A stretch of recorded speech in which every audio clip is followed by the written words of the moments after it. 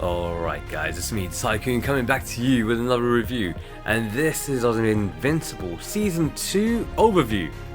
As you can tell, this was released back in November the 3rd. It's the long-awaited, anticipated return of Invincible, the amazing animated TV series. It's on Amazon Prime, and was it worth the wait?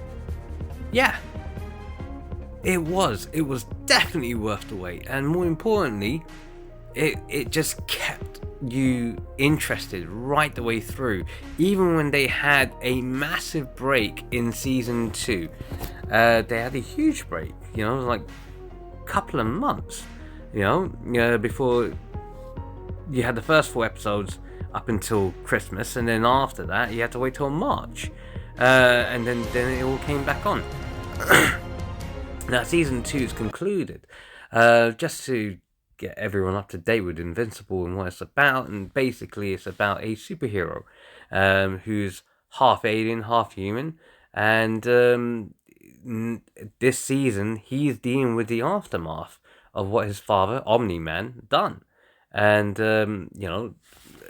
dealing with not just the aftermath, but also the other side of being a superhero, balancing family life, balancing a personal life, being a kid, the sort of stuff that Spider-Man would go through, Peter Parker, Spider-Man, would go through, but it's dealt with more maturity.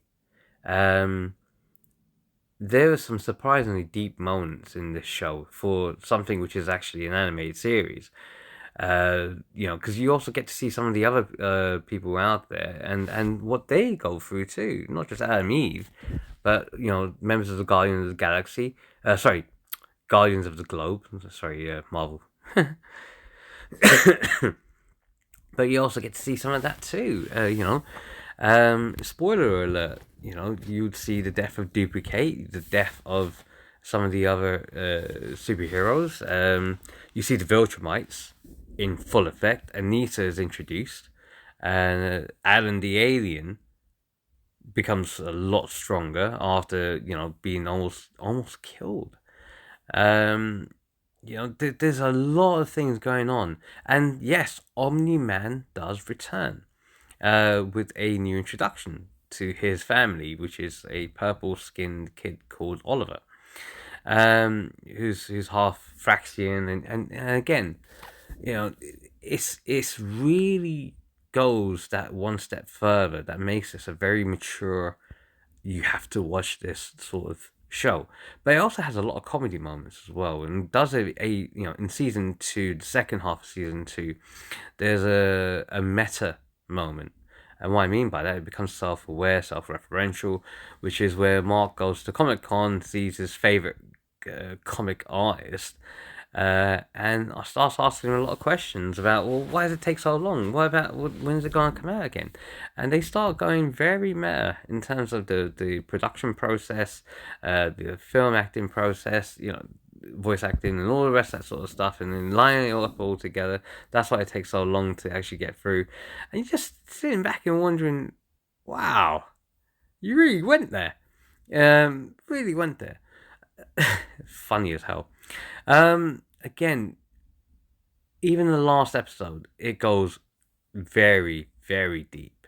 Because, spoiler alert again, Angstrom, Levy, has now morphed into this mutant who's got telepathic powers as well, so on and so forth, and wants to exact revenge on Invincible for all the atrocities Invincible does throughout the multiple different alternative dimensions that Angstrom Levy has come from, and he's bear witness to it all, except this one. This is the exception to what he's experienced, and yeah, it gets to the point where Mark loses it, so he has to balance that out too. Is he a killer like his father? Difference is no, because his father didn't give a damn about anyone, whereas Invincible does. He does his level best to hold back, and has no other choice. But this show, the series does not finish on a cliffhanger. Again, if you've read the comics, you know what's going to happen next. And what they've done, they are speeding through the comic arcs to get to places a lot faster would be the best way of putting it. And I guess what's going to happen in Invincible season 3 or season 4 will be the final season, because they are really pushing on very quickly with the storylines here.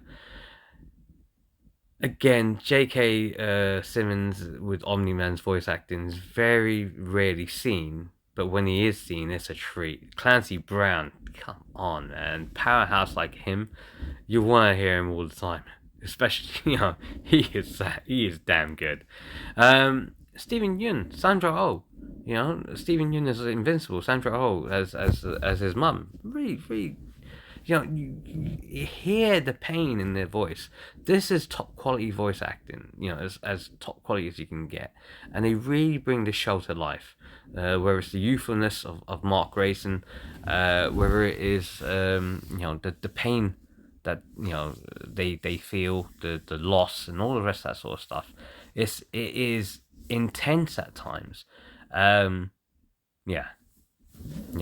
This series was very, very good. It is still 100% on Rotten Tomatoes, rated super fresh. I